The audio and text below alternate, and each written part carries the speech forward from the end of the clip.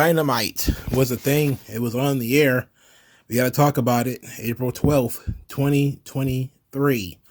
The notes, mostly when it comes to AEW, has been the same crap it's been for about 3 or 4 months. CM Punk wants back in, according to Dax Harwood. Then the dirt sheets say the Elite don't want him back. It's just been the same crap over and over again. I mean, it's almost like these things are spam. There's very little information coming out of these situations, and it's never the guys speaking for themselves. There's always somebody else speaking on their behalf. It's all ridiculous. If I were you, I would not consume this media. I would not click anything. CM Punk comes back, great. If he doesn't, okay. Who cares? Ultimately, it's not going to be that big of a deal. You know, we need to stop with this. He's coming back. He wants to come back. It ain't up to him, if we're being honest. He can say, oh, he wants to come back, and Dax can say, oh, he wants to come back. All he wants. It ain't up to him. It's all about whether Tony Khan wants him back or not. It's all about whether most of the people in the locker room want him back or not. You know, if they decide to want him back, he'll be back. If they don't want to, hell, unless he doesn't want to come back, then he won't be back. However that's going to go. He might, you know, but ultimately, all of these articles saying literally nothing is pointless and it's a waste of time. All right, let's get into Dynamite. Darby Allin defeats Swerve Strickland in a match that was actually fairly interesting. So I didn't know this, but Darby Allin apparently wrestled a match after getting hit by a car, which kind of asks the question, like, what kind of medical does AEW have? How could you let a guy get hit by a car? It could be any kind of residual pains or issues or that could come out of that. You know, and then he didn't just wrestle a match. He then got spun like a Beyblade in the air and landed on his face by Brian Cage. That all seems very negligent to me. That all feels very negligent. We're not talking about, you know, guys wrestle injured. I mean, that is what it is. But if you got hit by a car, unless, you know, he got hit by a parked car, you know, or a car going at a low rate of speed, I don't know. But I would definitely be considerate of guys getting hit by cars. But whatever. It's purely insane, by the way. All right, so they've been doing this storyline where Swerve supposedly bought 51% of the embassy. It is a merger. He did a merger storyline with him and Prince Nana. So Swerve owns 51% of the embassy, which includes Brian Cage and Khan. And I forget the other name, the name of the big Samoan. I think he's Samoan. Maybe he might be Fijian. But the big Polynesian guy. They are the 6-man tag team champions of Ring of Honor. Okay, I guess. He tried to throw everybody's scent off of this thing because after, you know, people was like, oh, he owns 51%. This comes right after, you know, the WWE sells 51% of the company to Endeavor or whatever. And people were like, oh, they're doing this again. Apparently this was in motion. This whole merger thing, this whole merger idea was in motion actually prior to WWE's being sold. But the whole 51% thing clearly is not the general idea. But you would think that AEW is the company where everybody is buying and selling each other's contracts and everybody's trading contracts. And remember when Leo Rush was doing weird things with contracts?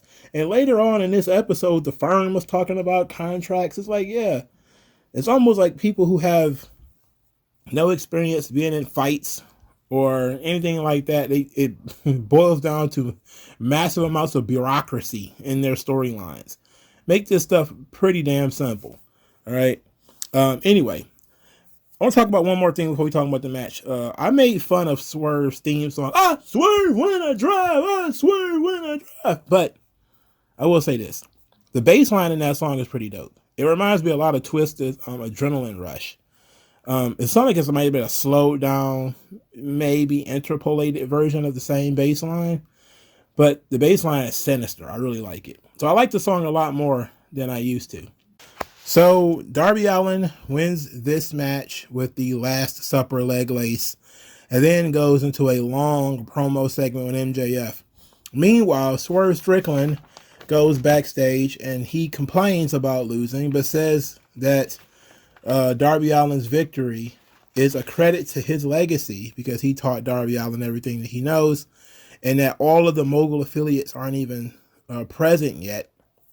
Then said he has some unfinished business to complete. This takes us to the main event, where Keith Lee is wrestling Chris Jericho. And Keith Lee's dedication to just being old is really, really strange. For those of you who have not been paying attention, maybe you're not up.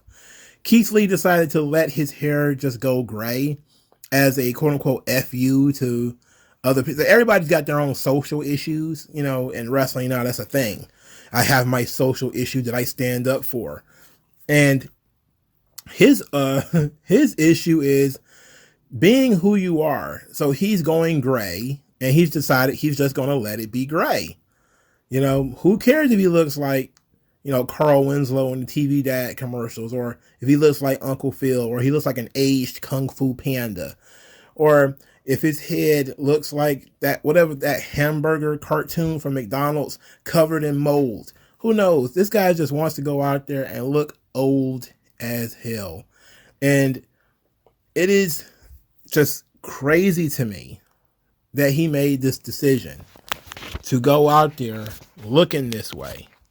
And apparently is very confident in it and really wants to do it. I mean, whatever.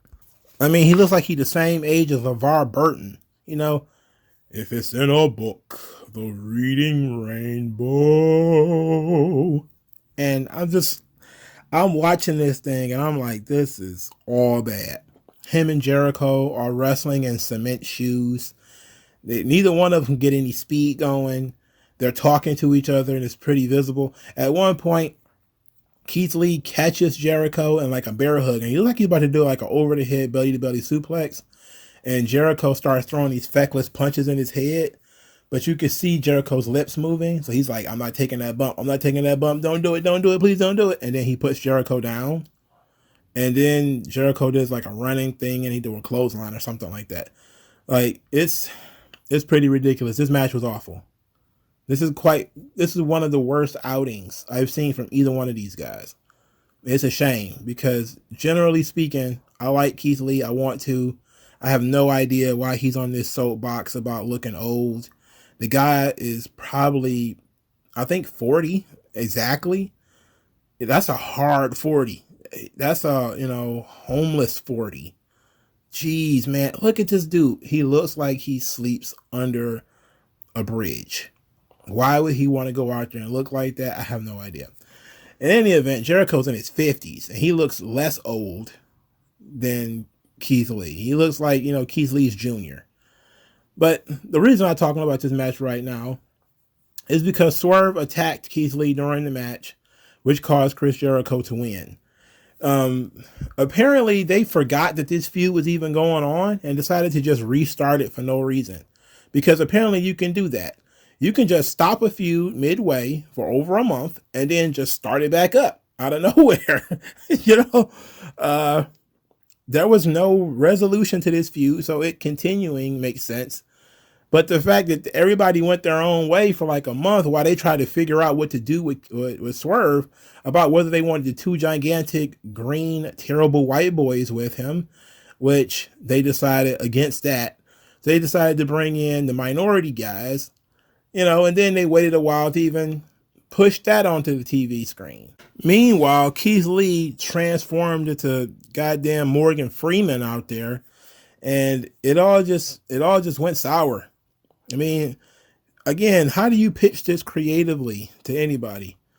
Keith, we're gonna have you wrestle Chris Jericho, but you're gonna lose because Swerve hit you with a foreign object outside of the ring. Aha, is that so?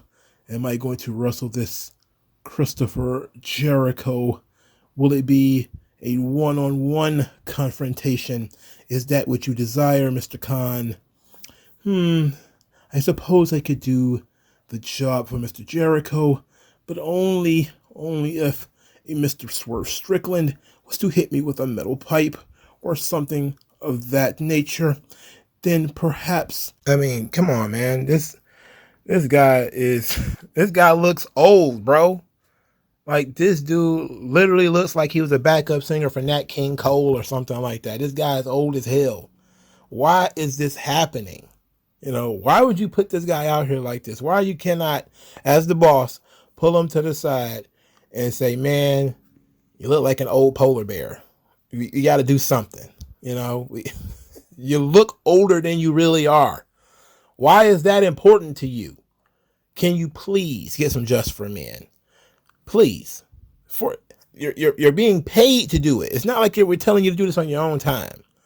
We're just telling you to keep yourself up. It's ridiculous, man. I can't take it. It's really sad. But let's move on. Okay, so we talked about Swerve and Keith Lee and the great bass line for Swerve's song. Keith Lee looking like a moldy hamburger by the head. Whatever. Let's talk about MJF. So MJF and Darby Allin, they decided to eat up a lot of TV time. Now, I like a lot of elements from this promo segment. I'm going to skim through it as much as possible. So MJF says that Darby is pound for pound one of the best he's ever been in the ring with, but still not on the level of the devil. Darby asked MJF if he was happy. He said he knew MJF for a long time, and MJF always said that once he gets on national television and his dreams start to come true, he would be happy. But now MJF has everything that he wants, and MJF is still not happy. And then Darby talks about shedding his desire for material things, and that when he got into AEW, he checked himself into therapy and started giving back to those around him. And that made him happy. He said he helped his father retire. He bought his parents a house, and he's never going to lower himself to be somebody in this world. MJF said he's tired of hearing about everybody attacking him about his morals, and that morals kill careers, and that Darby Allin just doesn't have the balls to sacrifice what needs to be sacrificed in order to achieve something. Then he says that he realizes that, hey, when he dies, he might not go to heaven, but he doesn't give a shit. Now, this part of the promo, I think, was really good. You got Darby Allin coming out there talking about his mental illness and, all this kind of stuff, but it actually works in this story. Because MJF is coming across like an absolute soulless scumbag who, again, will do anything in order to succeed. While Darby Allin is, good guy Greg. I want to succeed, but I want to do it my way. It's almost the exact same promo that Jungle Boy cut last week, but he cut it a lot better because he added a little bit more real emotion to it. He's better at cutting promos than Jungle Boy. So it was a little bit better. And then when he starts talking about giving back to those around him and how that made him feel better, it awoke him to who he really is. That part I liked. This part between these two youngins, I really like. MJF talking about morals killing careers. Pretty much anybody who has, ever succeeded in life has a little bit of dirt on their background. And then you often hear a lot of the, poor people saying, I would have made it too, but I didn't want to leave my family behind. Didn't want to leave my friends behind. Didn't want to stab anybody in the back. It becomes a moral issue to be poor and unsuccessful, which is, those two things are not in any way related, but they can be sometimes. The part that I really didn't care for is when Sting came out. So Sting comes out there and he's talking about not being a daddy daycare kind of guy. He saw himself as a cheerleader, and he starts, playing with the pom-poms in MJF's face. Then he starts hitting MJF in the face with pom-poms. Then talking about he's a cheerleader for Darby Allin. He's a supporter of Darby Allin. And then he says enough about this Cody daycare stuff. And he's like, oh, Cody. Then said that MJF had a support system, but his support system is gone. And he supports Darby like Ric Flair supported him. And he says that, he goes through the list of his characters and stuff like this and says the one thing that he doesn't have is any hunger or thirst to be the world champion because Showtime is almost over. But it's just starting for Darby Allin. And Darby Allin will become the world heavyweight champion. There's some more, extracurricular argument between the two before MJF spits in Darby Allin's face. Again, I can't do spitting. Spitting is no. Nope. Spitting sucks. Don't spit. It's gross. But Sting's part of this promo, I felt tacked on and I didn't really like it. I just didn't understand why he was there. They're telling an interesting story between the two of them. And yeah, MJF mentioned Sting earlier in the promo, but that didn't mean Sting had to come out there. They could have kept, unless we're about to use this part of the story, which I'm pretty sure they are, because I think one of the things that the dirt sheets have been yelling about is that Sting might actually, retire at Wembley. Okay, let's say that happens. Then we still didn't need to do this here. We could have found a different place to put it. I feel like MJF and Darby Allin was doing something solid, bouncing things back and forth between the two of them. They didn't really need Sting. I don't think they needed Sting, personally. I think that if Darby would have continued being Mr. Righteous moral high ground and then MJF spit in his face, that's what we needed. I don't even like the spitting part, but if that's the way to shut, Darby up, then that would have been fine. But to have him stand there and get hit in the face with pom-poms by Sting lectured him, Sting gives him a history lesson. I don't think we needed the Sting part. That's all. I think Darby had it handled. We could have added Sting at some other point.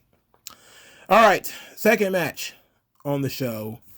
TNT Championship, Powerhouse Hobbs versus Silas Young. Silas Young is a Ring of Honor original for people of you who don't know. He had been under contract to Ring of Honor for several years. And he was kind of one of the guys who came over when TK bought Ring of Honor.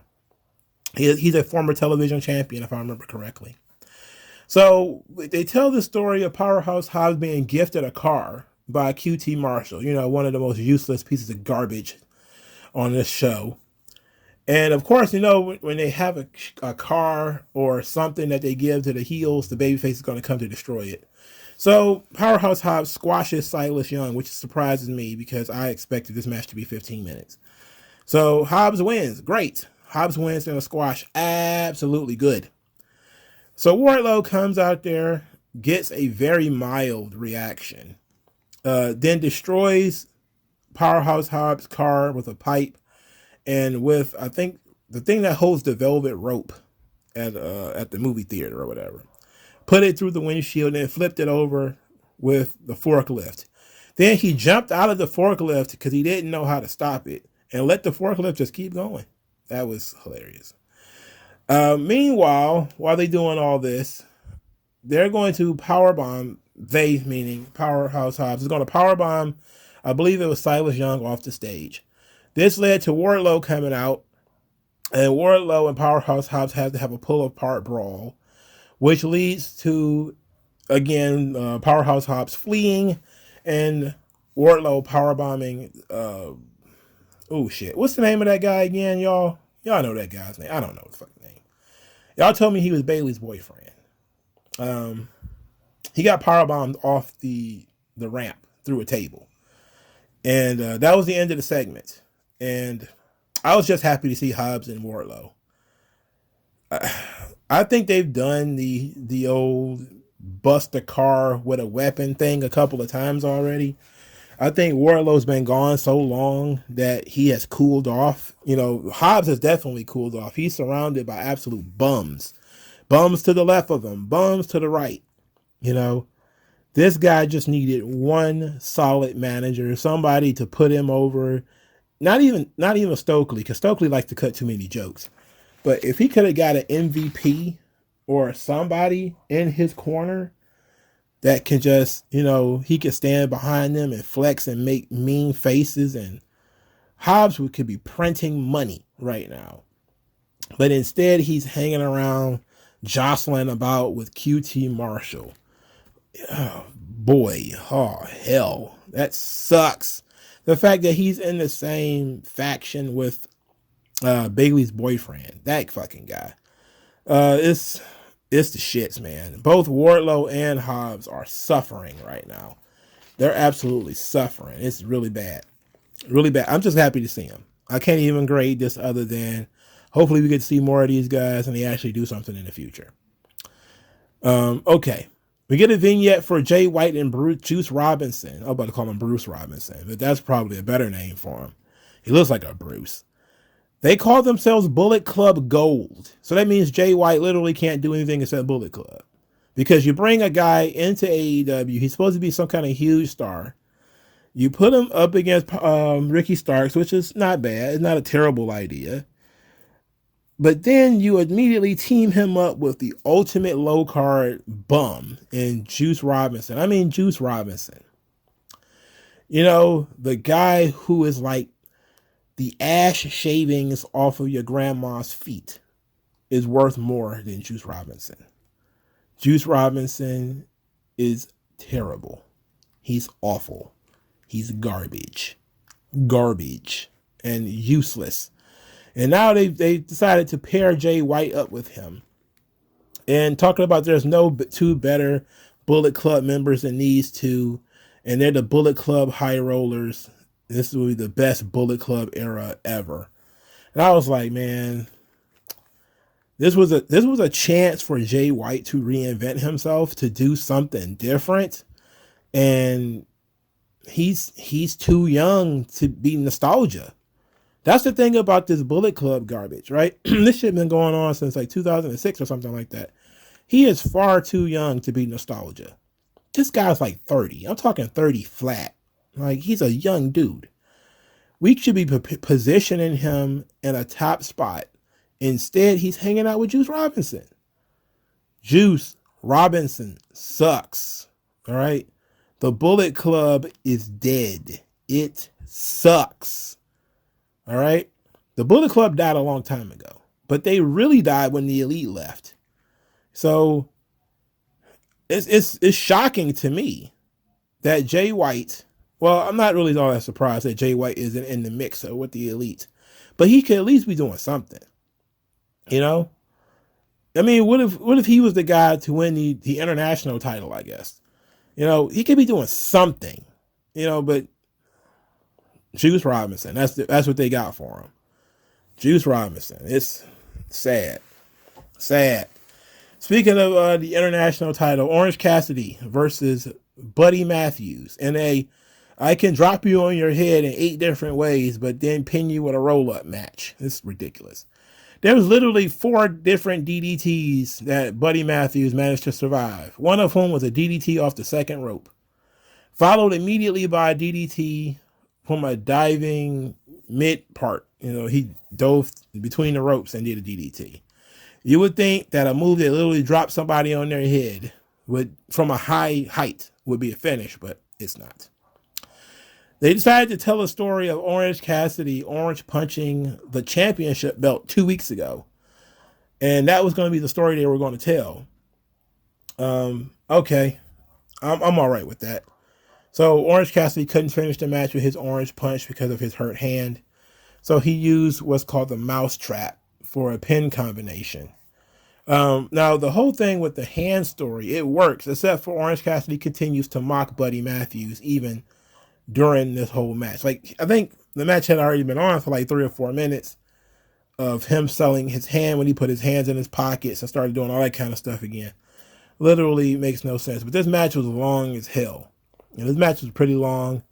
I did think the finish was decent because at least he didn't win with an orange punch, because it's supposed to be diminished.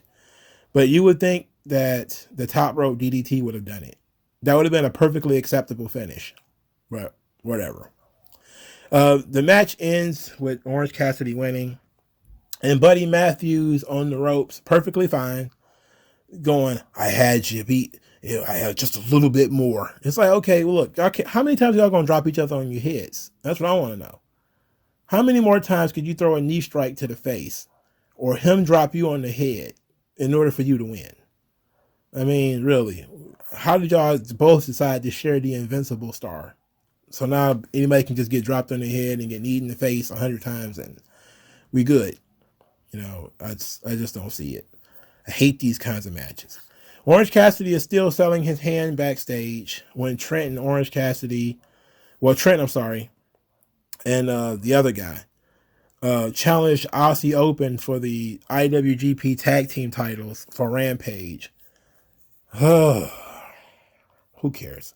Luchasaurus and Christian, had a vignette where Christian proclaimed that some things have changed. Not enough has changed. Luchasaurus still exists. Maybe we should, throw him in a wood chipper. Ethan Page comes out talking about how things have been a rough patch for the firm, as if anybody gives a fuck about the firm. This faction was DOA, dead on arrival. There was nothing about this faction that was going to get over. And everybody knew that. And everybody kind of saw it, that it was going to die, right? So Ethan Page is pretty much the de facto leader, I guess, now since the Stokely's got beat up by Hook. I don't know. Matt Hardy came out and then things got real confusing. He's talking about he manipulated Ethan Page into thinking that he was his best friend. He got Ethan Page to sign a contract which frees him and Isaiah Cassidy from the firm. But there's also a match where if they win, they get freed from the firm. I thought they was already free from the firm. I don't know. Then Ethan Page says, well, I'm not the only member of the firm. And then Lee Moriarty and Big Bill attack Matt Hardy and Isaiah Cassidy. Big Bill plows into Isaiah Cassidy, whose face smashed the corner of the ring in a way in which I legitimately felt bad for the young god. I was like, oh man, I hope he's okay, because Big Bill did not hold up. He laid it in. He came in hot, as they say, coming in hot, coming in strong, So that was interesting. Okay, so as the heels, the firm, are beating up these guys, Hook runs to the ring. I mean, he looks like he's late for school. And then Jeff Hardy shows up. So Jeff Hardy is back. He's got a spray painted chair. He's got a commemorative chair. Fantastic reaction for Jeff. He does a swanton bomb on somebody. He hugs Matt. Excellent reaction. Everybody's super happy that Jeff is there in Milwaukee. And all seems well. Can't really complain too much about it. For a lot of people, they kind of have mixed emotions about Jeff. I don't. Jeff, he went to rehab or therapy or whatever he did, and apparently he has satisfied AEW, and that's all I can ask for. Yes, it was dangerous what he did, but ultimately nobody was injured, nobody was hurt. So he's just being irresponsible. I would prefer it if Jeff, probably didn't go back into wrestling and probably just decided to call it a day. But he feels like he got unfinished business, or maybe, Tony Khan begged him to come back. We don't know how it happened. But ultimately, Jeff is back. He's back with Matt. It's the right place for him to be. But maybe we should change his moveset. We should not ask him to do too much. This looks like it's going to be some kind of 10-man tag situation, which ought to be fine for Jeff and his body. Because the last thing you want this guy to do is to go and get well, start feeling good again, and then immediately throw him back in the ring so he can start getting beat up again. Now he's got to jump off the top rope. He's got to take kicks and punches and body slams and everything. And I just want Jeff to be safe and happy, And there's only so many times we can do this whole, Jeff is back and everything is forgiven and everything is all good. For me, this is the last hurrah for Jeff Hardy. One more arrest and I can't look at him anymore. Especially, well, I won't even say one more arrest because, you know, things happen. But one more arrest for drugs or drinking and driving. I can't support that shit anymore. You know, we've been doing this for 20 years thereabouts when it comes to Jeff Hardy. This stuff started in like 2002. Enough's enough. You know, I'm very, very happy for Jeff to get clean. It's the best thing for him and his family.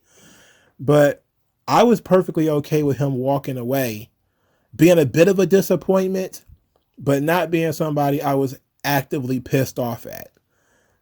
If he was to fuck this up again, I would actively be angry at Jeff Hardy, and it would definitely affect how I view him as a person. You know, like, he's a man struggling with an addiction, and he's in a tough industry, and, you know, home life is going to be tough, and everything's going to be rough.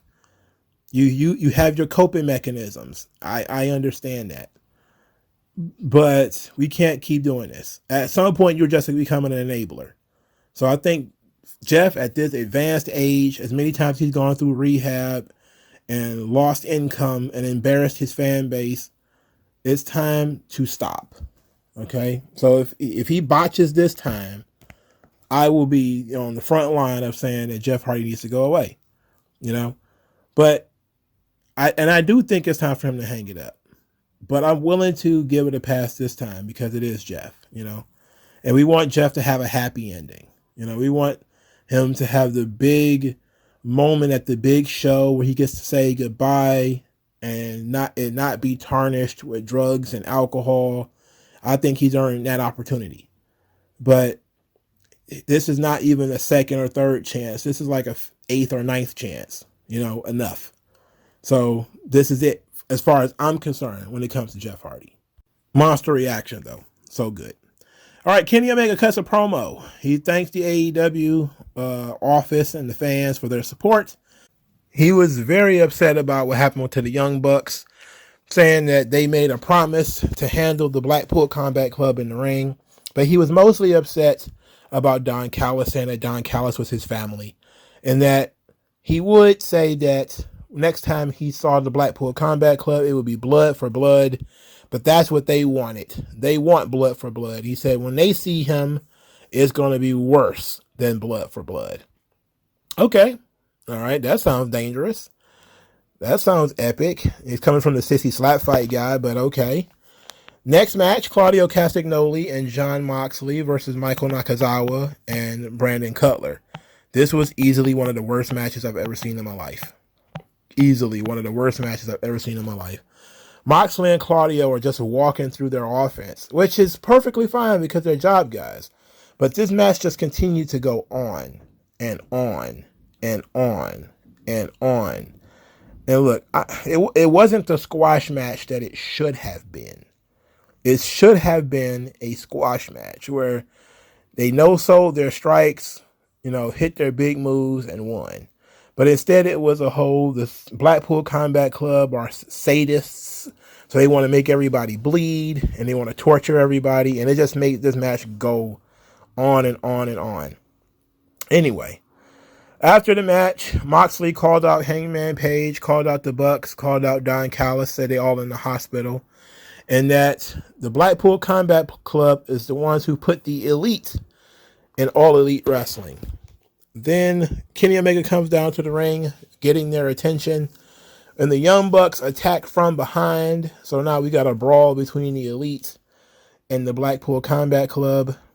Everybody flees except Moxley. Moxley is in the corner, kind of dazed. Omega goes out to the ring, gets a gigantic box, and then ends up with a screwdriver. Because, you know, they used a screwdriver last week. So Kenny Omega has to use a screwdriver too.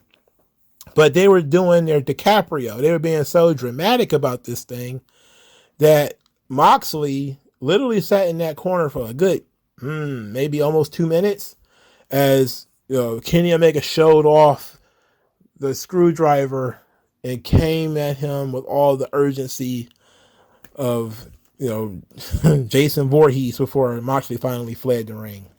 So they're showing that, you know, Kenny Omega is pushed to his limit by the Blackpool Combat Club, and he's going to start doing dangerous things. Okay, but it literally took him forever to get there. The Young Bucks are back already. Okay, Don Callis isn't that important. Hangman Page got stabbed in the face with a screwdriver. You probably won't be seeing him for a while. It would be strange for him to come back anytime soon. Even if to come back in 2 weeks, you got stabbed in the face with a screwdriver. I don't know how long. How long does it take to return to a fighting environment after you got stabbed in the face? I don't know. Not enough wrestlers take that shit seriously. That's something that you probably could have milked for a month, maybe 2 months. You could have done a blinding angle off that joint, but they're probably going to do it like 2 or 3 weeks, and then Hangman Page is going to be back like a Band-Aid on his face. All right, let's wrap this thing up. Riho and Sky Blue are defeated by Toni Storm and Ruby Soho in a match that I honestly wasn't paying attention to. After the match, Toni Storm and company spray painted Riho's stomach with the letter L, which I don't know why that's their thing. I don't know why that's a thing that they do. It's just something they do. And okay. So Jamie Hayter ran down to the ring because we've been doing this for 2 months now. They jumped somebody, then random babyface runs to the ring to help them. So Jamie Hayter was the guy who ran to the ring this time. She got jumped. Then Britt Baker came out to make the save, and they were able to fight Toni Storm, Saraya, and Britt Baker off. Saraya's fight scenes are absolutely dreadful because she can't take bumps. Therefore, they look like shit. They don't look good. All right. It's unfortunate. But this is routinely one of the worst things about the show. I mean, just routinely one of the worst things about the show is the Outcasts. They are the gangrene of this show. All right. If you could cut them off, it would be so much fun. It would be so much better. Jeez. How could they take something that could have been a slam dunk idea with the talent that they have and turn it into something that is so juvenile and shitty? It looked like the cast of Daria is bullying the AEW women's locker room. I mean, that's what it looks like. It looks like Daria and Jane are bullying the AEW women's locker room. It's a mess. I am disappointed by this whole ordeal. All right. Congratulations to Sky Blue. They finally made it official. After, I think, 2 years of having her on Dark, getting beat by everybody imaginable, they finally decided to give her a full-time job. It hasn't changed her status in the pecking order, of course. She's still a jobber. But at least she's got a regular gig now, so congratulations. You would think that somebody like Sky Blue would benefit from being in AEW a lot. I haven't seen it. Her matches are still not very long and they're still not very good. She tries hard. She's a pretty girl. She's got something to her. But she might be the kind of girl who she might need to turn heel to break out of her shell. Because she's, just been a sort of, I'm happy to be here, girl next door babyface. She might have to, turn heel. And she might be what makes the Outcasts click if she was to join them, because she's an AEW original, and that kind of goes counter to what the Outcast gimmick is. But that might be the kind of thing that needs to happen in order for this to work and to get more over, is for somebody who the fans really like, but who's on the lower end of the card, flips and joins them. Ruby Soho, she was an also ran. Same thing with Toni Storm. They had just been there for so long, people didn't really care about them.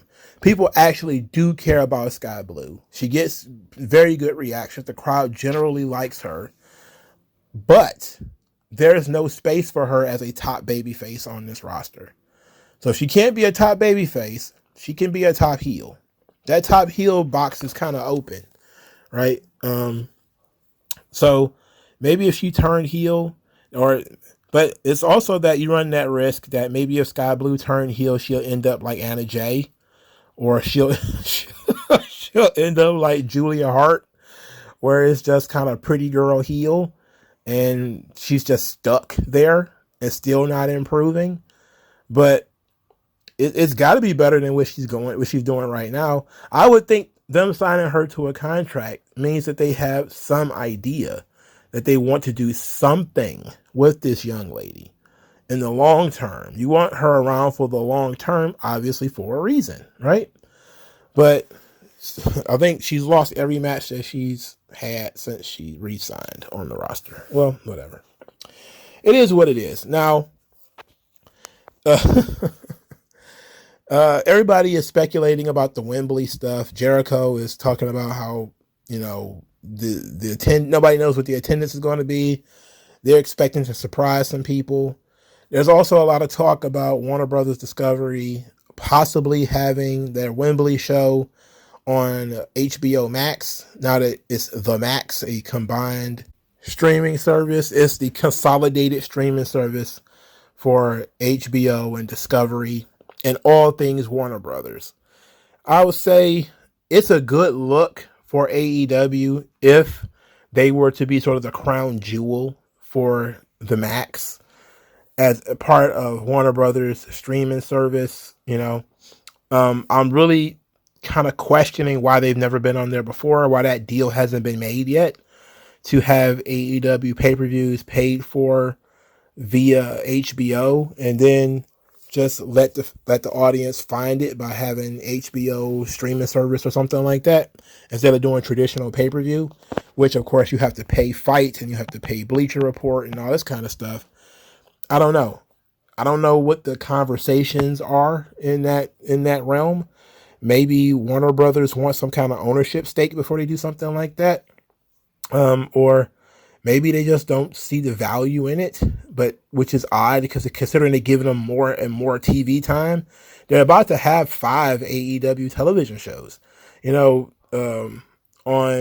the various Warner and Turner stations. Why would you not put them on your streaming service? You should want the AEW fan base on your streaming service. There's something suspicious about that, to me. So I'm going to say that if the Wembley show was to be on the Max, then you could pretty much guarantee that Warner Brothers is picking up some of the slack, probably paying for something, even if it's just a production, or maybe they're paying for talent, or, they're going to give them a big chunk of money for the show, which would likely be somewhere in the neighborhood of what they would probably make on traditional pay-per-view, and that kind of thing, which to me seems fair. But I would like it if the Wembley show was on HBO Max. I don't like the idea of people paying $60 for these pay-per-views, man. Like, I legitimately don't like the idea of people paying $60 for pay-per-views. It would be very cool if, HBO Max is $20. It's too much for me, but, it's a lot better than asking people to pay $60, or $50 or something like that. Especially if all they want is that one show, then you can very well gauge how well AEW draws by looking at your numbers, but I don't know. I forgot to mention this before, that MJF made a comment about putting a gun in his mouth, which I had completely and totally forgotten. Apparently MJF made a comment that he would rather put a gun in his mouth than watch a show that had more than 9 matches on it.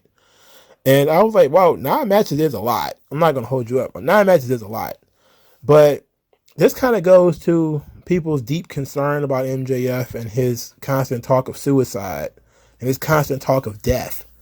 Like, it's becoming a regular part of his gimmick that he talks about dying a lot, especially on Twitter. It's really weird. That it seems like he might need some serious therapy. That kind of depression talk.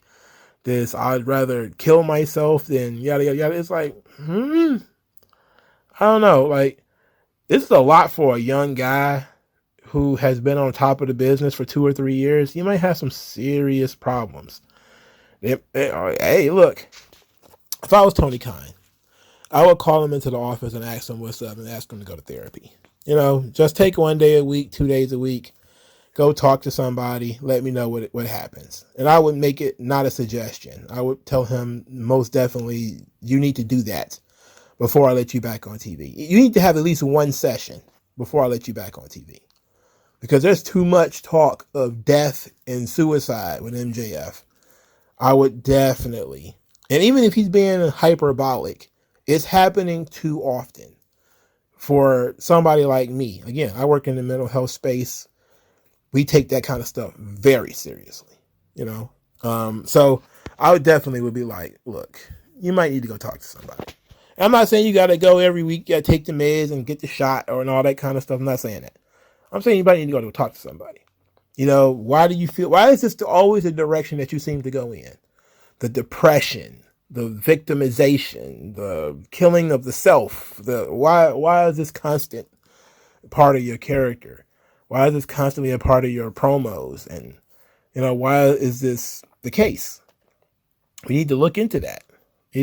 I would think so. If you give a fuck about this kid, you want to ask a question at the very least. Why is it this way? You know, he went through a very difficult breakup. He was going to get married to this girl, and now they're not together anymore. That could have had a very serious reaction to him. You know, again, yeah, he should probably have to talk to somebody, you know, but even before that, he was saying kind of really strange things, but I don't know. That's just me though. What do you guys think? Like, share, subscribe. I'll talk to you guys later, man. Peace out.